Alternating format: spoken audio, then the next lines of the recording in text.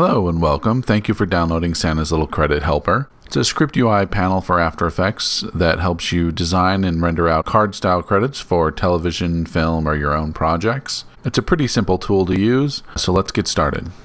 Now that we have it installed, let's go ahead and take a quick look at the panel. Up at the top, we have a few different tabs. Starting at the left, we have the Format tab. This is where you're going to set the dimensions, the size of the credit comp you want to build, as well as the duration in seconds and the frame rate of the composition. Next up, we have the Presets tab. This is where you're going to save and load presets, styles that you've saved and want to use again in the future. Next up, we have the Load Credits tab. If you've entered all of your credits into our Google Doc template or the Excel template provided, then you're going to save that off as a tab-delimited text file. You can browse for it here and load that information in. After that, we have the New Credits tab. If you haven't used either of those templates and you want to just create the credits directly in After Effects and manually type in all the information, you can come here, give your composition a name, specify how many cards and columns you want to create, and go ahead and hit Create here. Finally, the last tab, Help. This is where you're going to be able to go and download those Google Doc templates we talked about. And you can also go to the license page. This is where you can deactivate your license, get tech support, and you have a quick reference guide here as well to some of the different features of Santa's Little Credit Helper. Below these tabs, we have space here for a progress bar that will appear when you're doing different tasks inside Santa's Little Credit Helper to assure you that progress is being made.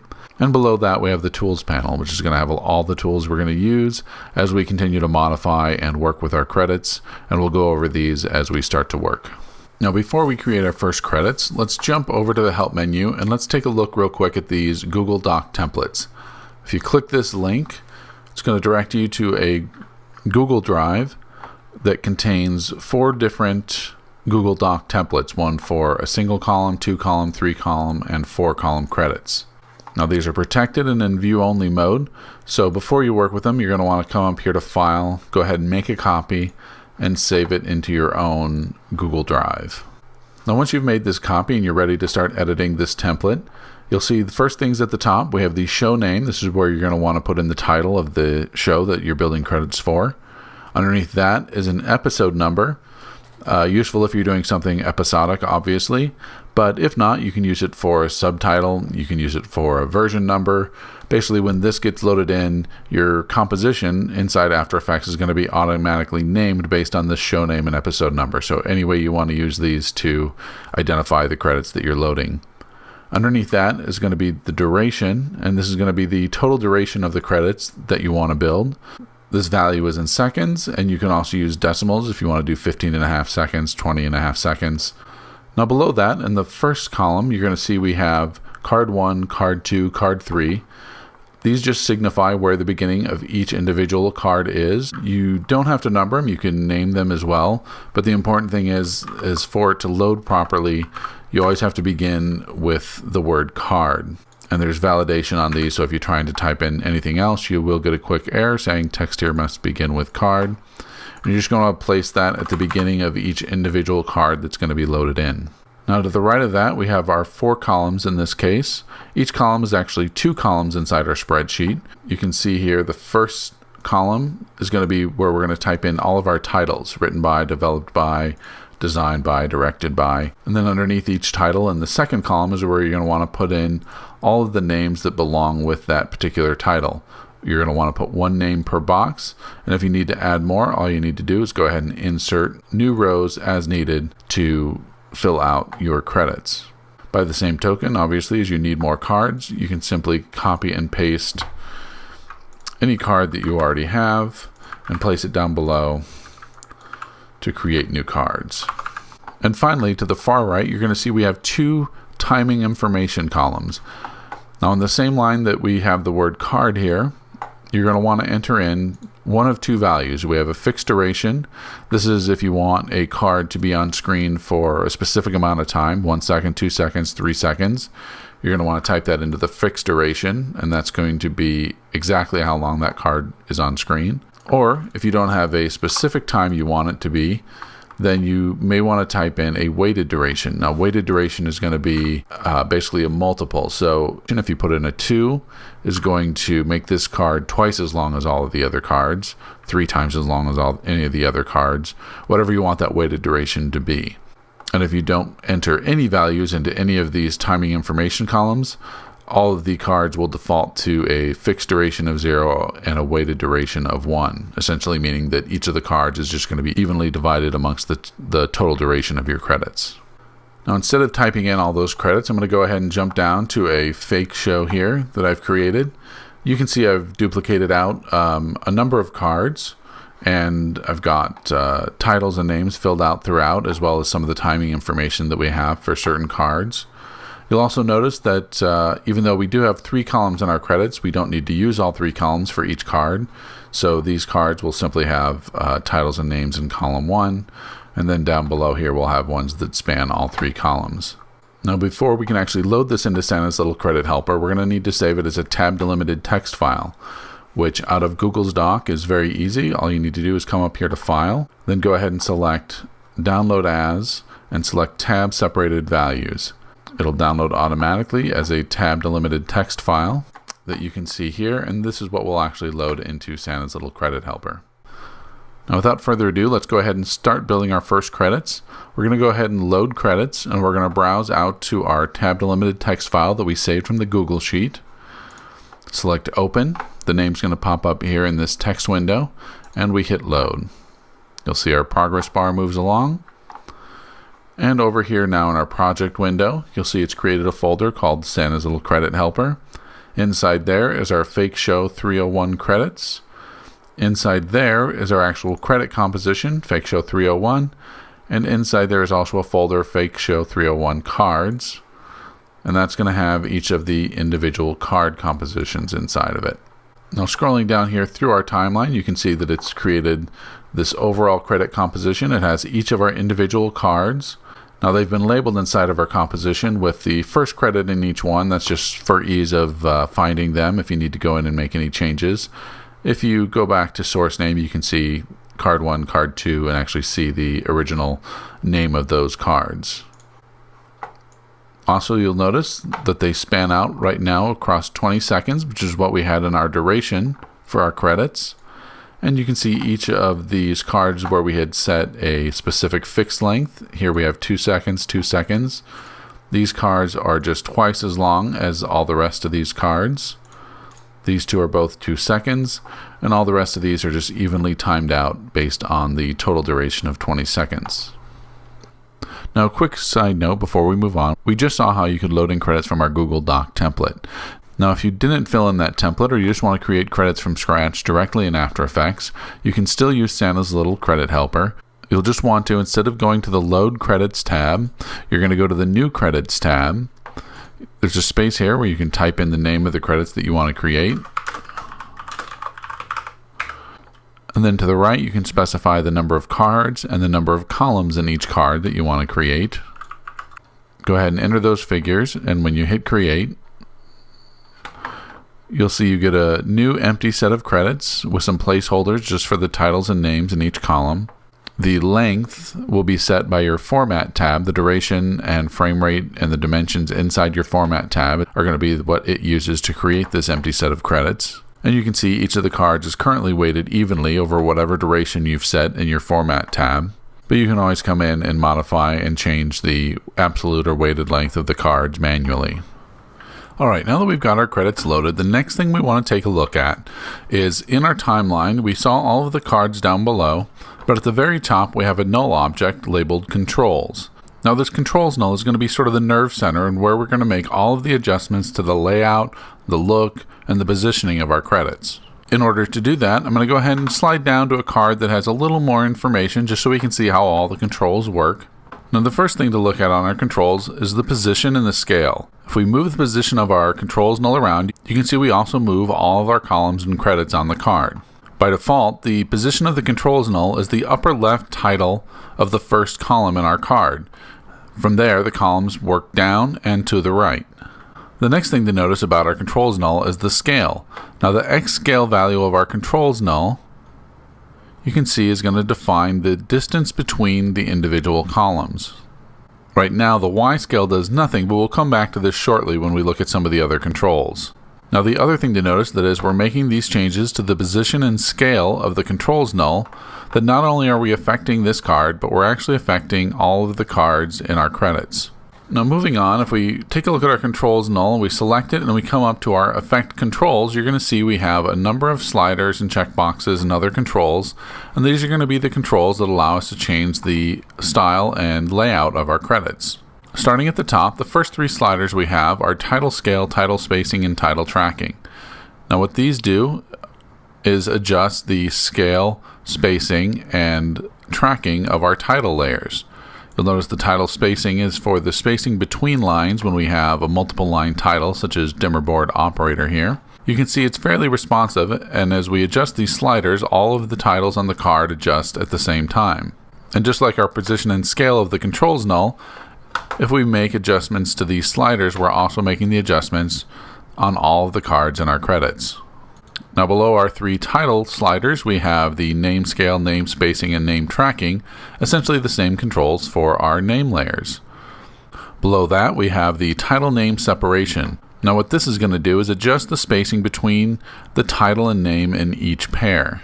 One reason we have this is that these controls sort of overlap. You may notice that as we adjusted our name spacing, because it's adjusting the spacing between each name, it is also adjusting the spacing above the first name. We actually separate the title from the name a little bit. And that's why we have this title name separation slider, so that we can readjust that spacing without adjusting the name spacing. And below title name separation, you'll see we have block spacing. And this is going to adjust the spacing between the last name of one credit and the title of the next.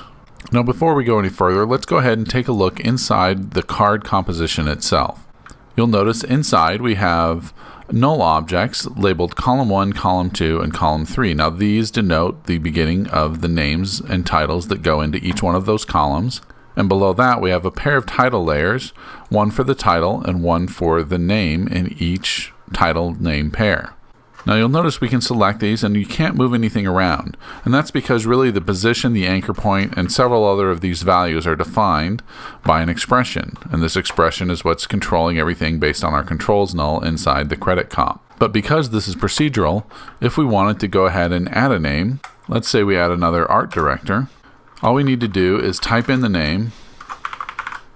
You'll notice that the next title automatically moves down and keeps the spacing the same. Now the other great thing is that all of the expressions that are driving these are the same for each title and name.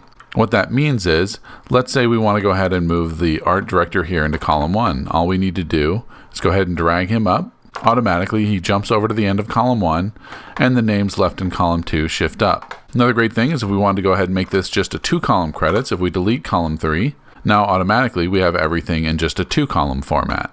Another thing we can do is if we want to add another title and name to this card, we can just take any title name pair, go ahead and duplicate it and bring them together, type in our new title, and you'll see it automatically places itself at the bottom of column 1. We can move it down into column 2. We can place it wherever we want that new title and name to be.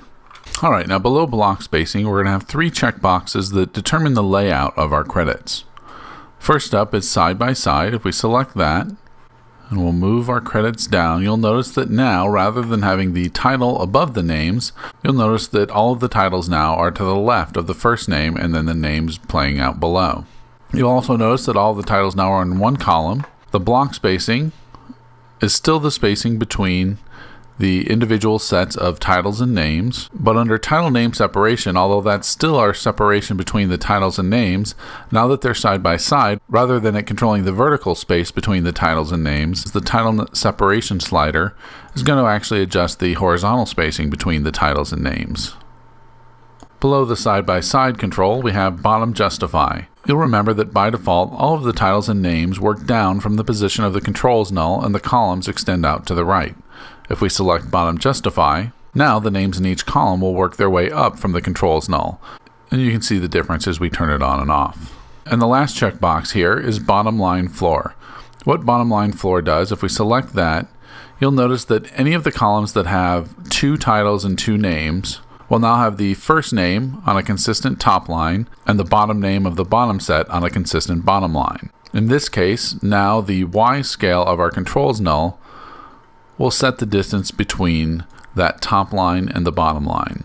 Now below bottom line floor, we have 3 column adjusts. These are point adjustments that allow you to adjust the position of individual columns either horizontally or vertically. Below that, we have the center vertically checkbox. This does just what it sounds like. If we select it, it's automatically going to center the card vertically on the screen.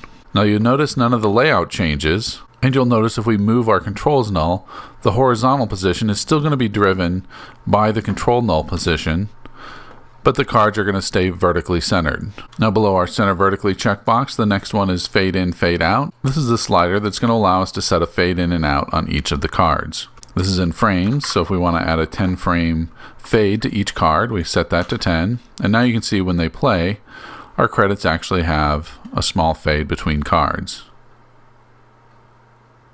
Another thing to note is that sometimes you may not want this last card to fade out. So on each card, you have 2 extra checkboxes, the ignore fade in and ignore fade out. Now if we set this for any individual card, it just means that card's going to ignore the fade in value set on our controls null.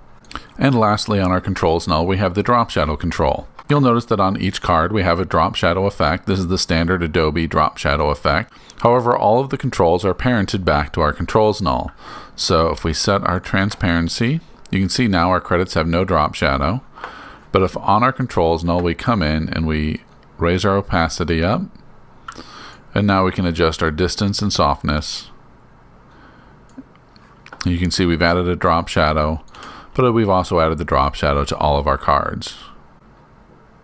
If you don't want to have any drop shadow, all you need to do is go ahead and leave the opacity set back down to 0. Now that's all the controls that we have on our controls layer.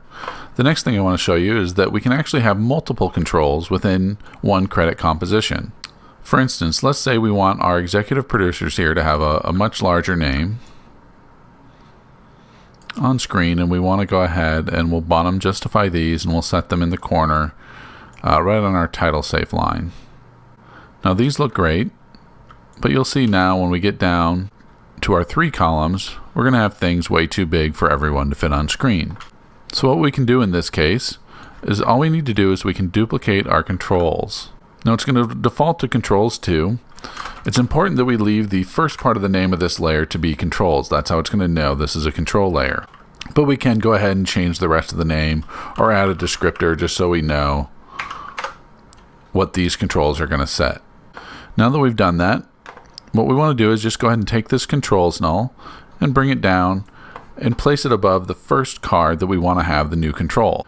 Now in this controls null, let's go ahead and let's bring the name and the title scale down. And now you'll see that we have all of our names and everything fits nicely on screen. But if we scroll back to the beginning of our credit comp, you'll see that all of these cards above that controls are using the value set to the first controls null.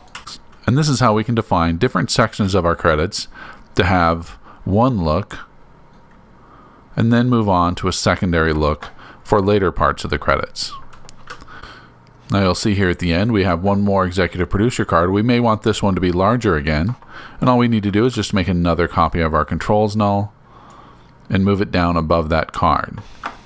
Essentially, the card is always going to look for the first controls null that it comes to above it in our timeline. So we can actually make as many controls null as we want to define different sections of our credits. And on each one of those controls, we can set any adjustments we want. Say we actually want our first credits to all be top down, stacked just like this. But now we want our later credits to be side by side, centered on screen, and maybe centered vertically.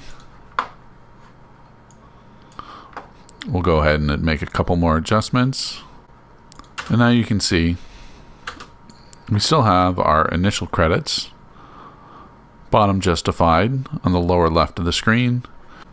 And as soon as we get to our second set of credits, now we have side-by-side credits centered vertically on the frame.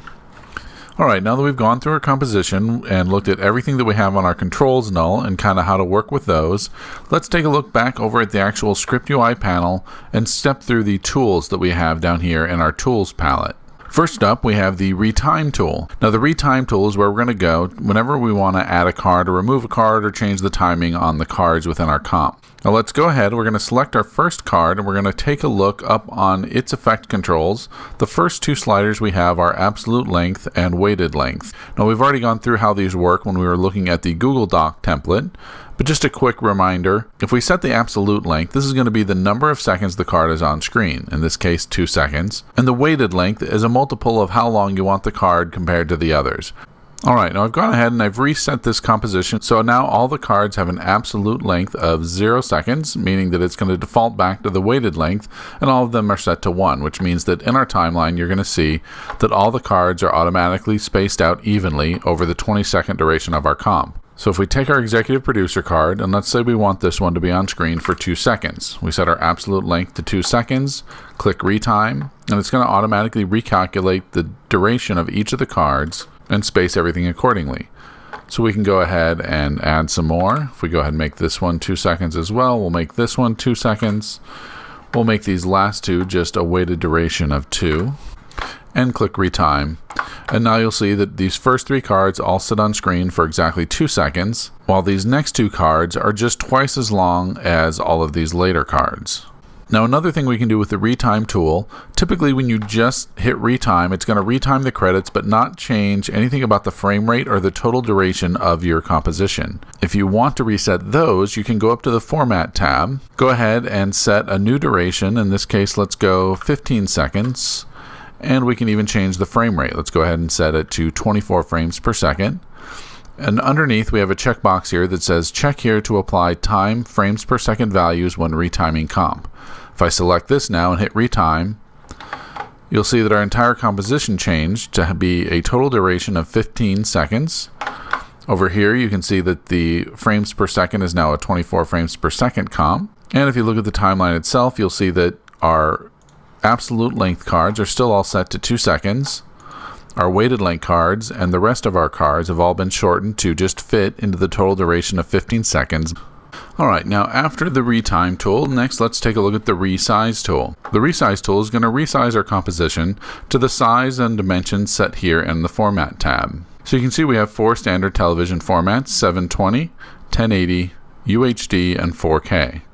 So if I go ahead and just select UHD, hit resize, you'll notice now that if I go into the info for my composition, we now have 3840 by 2160. Now, because of some of the way the controls work, you may have a few things that shift or look slightly differently in the resize process. So if you do resize your comp, you probably do want to go through and just double check and make sure that everything's still the way you want it to look. Now, next up after resize, we have the rename tool. Now, the rename tool is a bit of a legacy thing. If you're working in After Effects CC 2018, you may not need the rename tool anymore. Essentially, what the rename tool was for is that because all of the cards contain expressions that drive back to the controls null and some of the other settings inside of our credit composition, if you were to rename this composition in a version of After Effects, I believe prior to CC 2018, then you would have a lot of problems. All of the expressions will break and you'll start getting a lot of errors. That's why we had the rename tool. So if you select a credit composition and hit rename, essentially all it's going to do is ask you for a name of a new composition, and it's going to go through, create that new composition, and reset all of the expressions and all of the cards inside of it so that they link to that new name. Next up after our rename tool, we have a very similar tool. It's the Copy Comp tool, and this is going to be a tool you want to use no matter what version of After Effects you have. Let's say if I had a credit composition, I wanted to go ahead and make a copy. If I simply come over to my project window and duplicate this composition, I can go in and make changes to these controls null, but all of the cards are still linking back to the one in the original copy. Not only that, if I were to step into one of these cards and make any changes, they would also be reflected on the original version. So I'm really not creating a copy by creating this second composition. So what I want to do is I need to select the credit composition I want to copy, hit copy, and enter a new name. So let's go ahead and just make this show, let's say 305. So what you're going to see is it's going to actually make a complete new folder with the new name of my credits. Inside, I'm going to have a whole new credit composition, as well as inside that a folder with all new cards. Now all of these cards are linked to my new comp, and all of the old cards still remain connected to the old comp. So I have two completely independent sequences. I can make changes, make alternate versions, or make changes to the cards, and I won't lose the information in the other. And now let's take a look at our next two tools, and this is going to be the copy and paste fonts. Now when you first launch up Send This Little Credit Helper, you'll notice that paste fonts is grayed out, and that's only because we haven't selected any fonts to copy yet. Now as you've seen already, we want to control the size, the spacing, and the tracking of our titles and names all through our controls null to keep everything consistent. However, one thing we can't do with simple expressions is change the color or the font that we want to use here for our credits. So if we actually want to make changes to the font or color of our credits, we need to actually step into the card, go ahead and select the layers, and make whatever changes we want to make. Let's go ahead and make these credits blue. And let's say we're going to keep the names, we'll keep them a little bit lighter so that they pop a little better. And let's change our fonts. We'll go ahead and select Helvetica here. So as you can see, we have a new font, new color. We even have strokes applied. Another thing we might want to do is go ahead and select our names, and let's do these in all caps. So we've made these changes. We like what we see here. But as I mentioned, we've only changed just that first card. Everything else is still using our older fonts. So all we need to do is select this card, hit Copy Fonts, and now select all the cards we want to copy that to. And then hit Paste, and you'll see now we have all of our cards reflecting our new font choices. Now it's only copied to the ones that we selected, so you can see when we get down here to our other cards, we're still back on our old fonts. Now another thing to note when you paste fonts, let's say we want to go ahead and select Paste Fonts and put it into our middle side-by-side section here. Now when we paste to this center section, one thing you're going to notice is that it hasn't actually changed the size or the scale or any of the other functions that are found on our controls null. It's only changed the color and font of our credits. If we do want to go ahead and paste the scale, spacing, and tracking settings, we just want to make sure we select the controls null as well when we hit paste. And now you'll see it actually pasted the scale, spacing, and tracking information for the titles and names, as well as the fonts and the colors. Now after the copy and paste fonts, we have the Save Card tool, and what that's going to do is allow us to save a card and essentially burn in all of the values and unlink it from our controls null.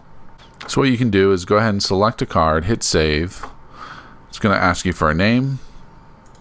Go ahead and hit OK. And now over here in our Santa's Little Credit Helper folder, we have a folder called Saved Cards. Now we're going to have a card that's completely unlinked from our controls null. You can see we can actually move things around now. And so now if we created another copy of our credits and we wanted to use this saved card, we could just replace it inside of our composition. Now after our save card function, we have export text.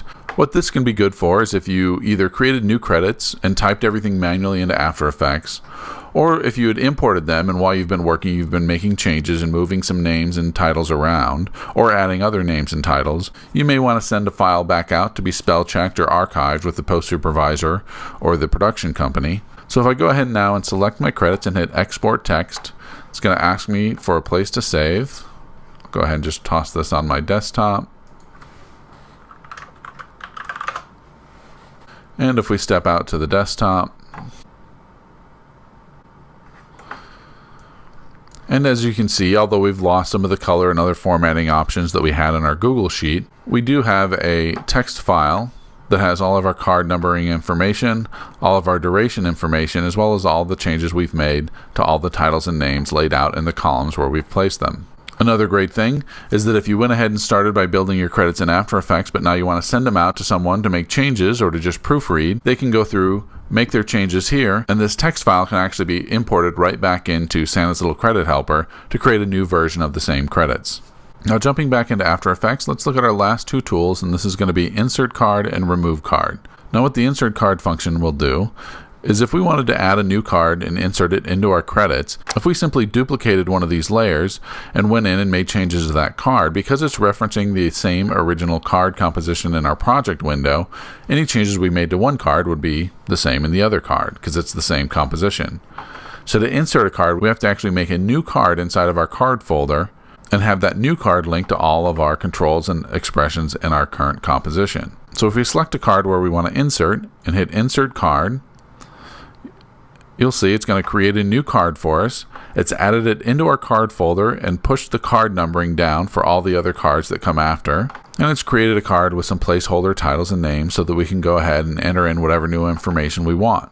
Another nice thing about the Insert Card tool is it automatically retimes our composition, making room for the new card and giving it a value of 0 for the absolute length and 1 for the weighted length. Similarly, Remove Card will remove a card, and the same as the Insert Card tool, it's going to go ahead and automatically retime our comp and automatically give that time back to all the other cards equally. Alright, now that we're done going through everything on the Tools palette, the last thing here on the Script UI panel that we need to look at is the Presets tab. Now in the Presets tab, we have a Save Preset button, a quick drop-down menu with the several presets that we have saved, and the Load Preset button.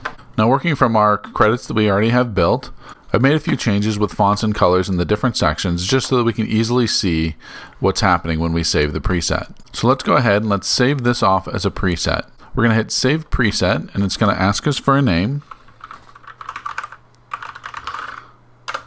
And now you'll notice that our preset is here under the drop-down menu.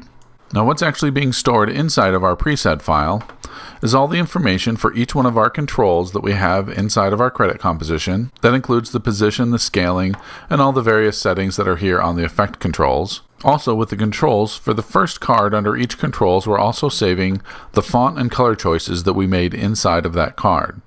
So now we can see what happens when we load this preset back in. I'm going to go ahead and just create a new set of credits. So now let's go ahead and come back to our Presets tab and let's load in the demo preset we saved a moment ago. So this alert is just telling us that there's a difference in the number of controls from our preset to the credits that we're trying to load into.